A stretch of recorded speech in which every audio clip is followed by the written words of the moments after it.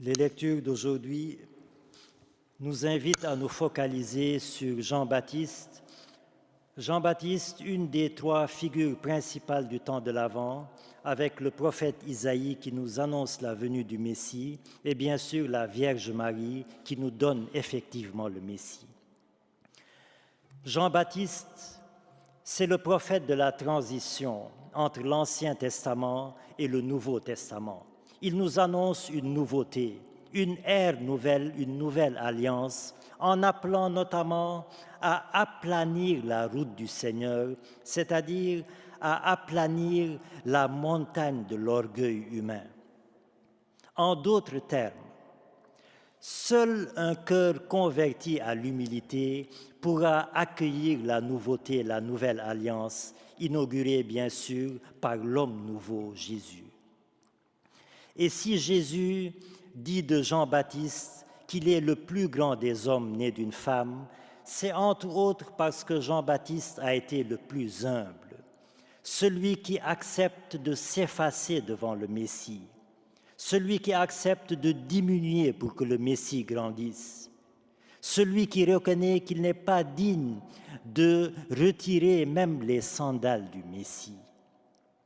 Voilà la nouveauté de la nouvelle alliance apportée par Jésus, c'est que le plus petit, le plus humble, c'est celui-là le plus grand. Le plus petit d'entre vous tous, c'est celui-là le plus grand. L'humilité, frères et sœurs, voilà la reine des vertus. La vertu qui adoucit les relations dans le couple, dans les familles, dans l'Église et dans le monde. Ne perdons pas de temps ni d'énergie à chercher des solutions de paix dans nos familles, dans nos églises, dans le monde, en dehors de l'humilité. Il n'y a pas de paix sans humilité.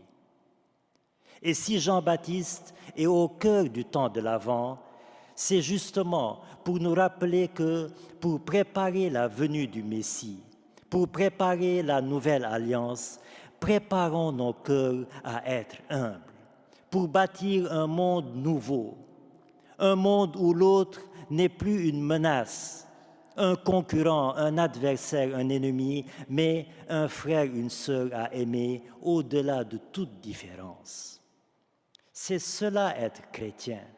Faire du neuf d'abord en moi, dans mon cœur, pour ensuite faire du neuf dans le monde. Alors la grande question qui se pose, c'est comment faire pour avoir l'humilité? Comment avoir un cœur humble? Eh bien, regardez l'humilité de Dieu, comme nous dit le magnifique cantique inspiré des paroles de saint François d'Assise. Regardez l'humilité de ce Dieu tout-puissant, créateur du ciel et de la terre, qui descend si bas, qui se fait tout petit pour mourir sur une croix par amour pour nous. Et une fois que j'ai médité sur l'humilité de Dieu lui-même, eh bien, je dois me poser à moi-même une question.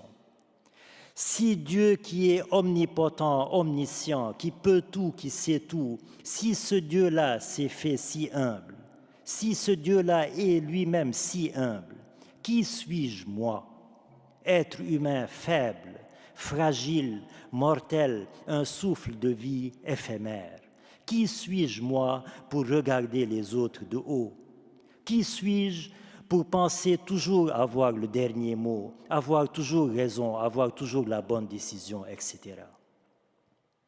Si je suis sincère avec moi-même, eh bien, je me rendrai compte très vite de ma petitesse, quelle que soit la grandeur que je pense avoir. C'est cela l'humilité, frères et sœurs. L'humilité précède la gloire, l'orgueil précède la ruine, nous dit le livre des Proverbes. Alors que l'appel de Jean-Baptiste en ce temps de l'Avent, que cet appel à l'humilité du cœur soit pour nous un appel décisif. Car il va venir, celui qui est doux et humble de cœur à Noël, il vient pour nous sauver, mais il reviendra dans la gloire pour juger les cœurs orgueilleux et rebelles. Alors, profitons de sa première venue pour nous convertir à l'humilité, afin que sa seconde venue ne soit pas source de pleurs et de grincements de dents, comme le dit Jésus lui-même. Alors, que ce temps de l'Avent nous conduise vers Noël dans l'humilité, pour le bien de nos familles, de notre Église et du monde. Amen.